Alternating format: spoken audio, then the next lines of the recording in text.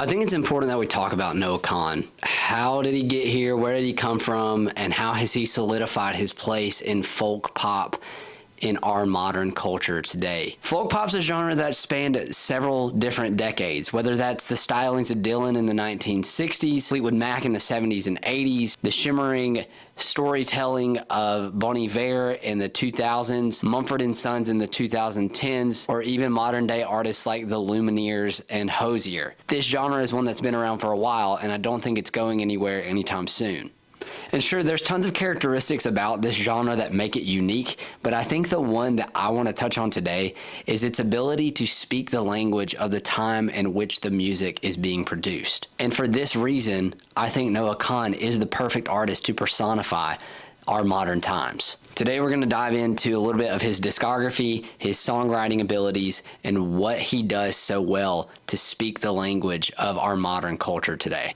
To kick things off, Noah Kahan was born on January 1st, 1997. If you think about that in terms of generations, that puts him right on the middle point of Gen Z and millennials. And I think that's important for what we're going to talk about moving forward. While growing up in small towns in New England, Kahan started writing as early as the age of 12, creating songs and writing stories. This continued throughout high school, where he would team up with collaborators in his hometown to create these folk, indie, EDM kind of blends of music that were perfect for the time in which he was growing up. These blended songs of EDM and folk were then uploaded to SoundCloud, where they quickly gained attraction for Kahan at an extremely early age. Before he was even out of high school, labels were contacting him, and he could see pretty quickly that he was going to have a career in music in one way or another. So in 2016, he signed to Republic Records at the age of 19, where he released his first song, Young Blood, and it became a pretty big indie pop folk hit. The next step in his career was to do what any smart person would do and collaborate with Julia Michaels in 2018, and together they created Hurt Somebody, which really set him off on a path for success. This was only the start for Kahan. In 2019, he would release his album Busy Head, where he would dive into lyrical topics such as self-discovery, mental health, and growing up. The success from this album really opened up some space for him and allowed him to create music that he really wanted to make while following in the footsteps of some of his great heroes of folk pop. We all know what happened next in 2022 with the banger of an album, Stick Season. This album dives in even deeper to the emotional depth of mental health, living in New England, growing up, and finding yourself. I think what happened between Busy Head and Stick Season is that the titles were flipped a little bit. Up until 2019, he was more so of a pop artist that touched on some folk aspects. But what makes Stick Season so different to me is his ability to flip that on its head and truly be a folk artist with some pop sensibilities. Now that we've touched on his discography and his career thus far, I think it's important to talk about what makes him so special in this scene of folk pop. One of the things that I've noticed about Noah Kahan's fan base is that it truly spans over several generations of people that enjoy this genre of folk and pop.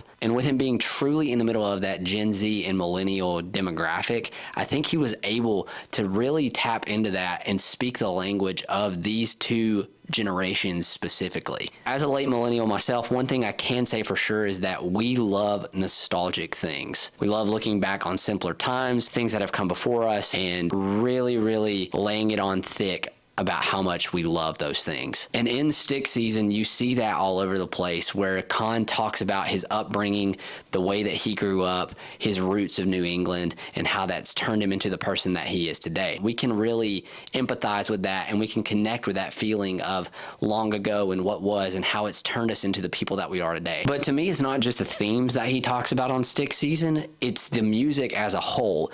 And what Noah Kahan does so well is that he blends these musical heroes of his that he's seen from the past into his own music. And sure, artists all over the place do that. All the greats take ideas and concepts from their favorite artists and turn it into their own. But what Noah Kahan does is he takes that and he molds it into something that truly feels modern while also being nostalgic at the same time. I think what he did so well is he took the stomp and holler phenomenon of the early 2010s specifically with artists like Mumford & Sons and the Lumineers, and he made it something that stuck for 2020. I mean, you can't tell me that the song Stick Season doesn't kind of sound like what Mumford & Sons' Sigh No More album would have sounded like if it would have been produced today. The 4-on-the-floor kick drums, the jangling acoustic guitars, the gang vocals in the background, all of it just screams nostalgia, but with a modern twist.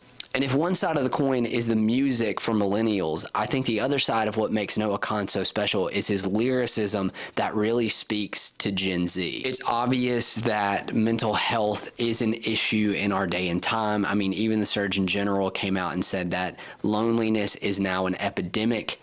So we are living in times that require a conversation about mental health and growing that awareness of it. I mean, everywhere you look, every campaign is talking about the importance of mental health, and I think that's a good thing. And just like in any other generation, the genre of folk pop, what it does so well is speak the language of the times in which it's created. So whether that's Dylan writing Times That Are Changing in the 1960s, Bon Iver with introspective emotional hits like Blood Bank that were timely and perfect for the late 2000s, or even simpler things like Home by Edward Sharpe and the Magnetic Zeros that touch on these ideas of returning to a simpler time in the rise of urbanization in our culture.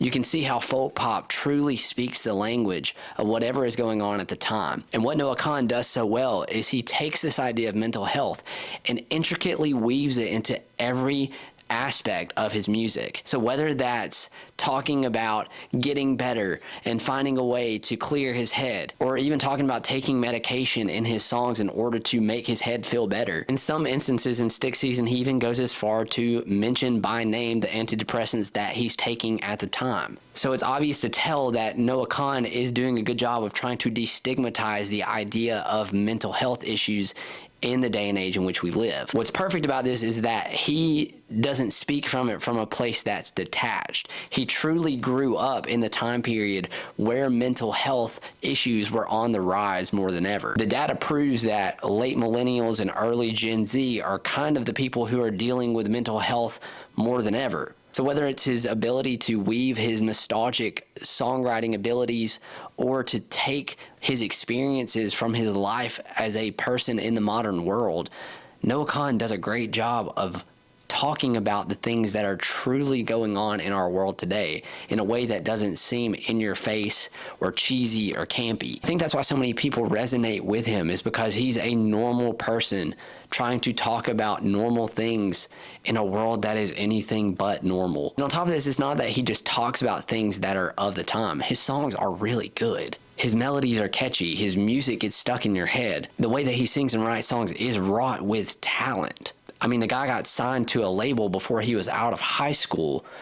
We knew that he was something special, but I don't think anybody expected what came of Stick Season to be as impactful as it was for our culture today. And I think what gets me most excited about his music as a whole is that it's only getting better. With the release of the extra songs from Stick Season, like Forever, we're seeing that his songwriting chops are only going to get stronger. My hope is that he doesn't become a flash in the pan kind of artist that gets lost with that one song that blew up on TikTok, but instead he becomes a pillar of the folk genre moving forward.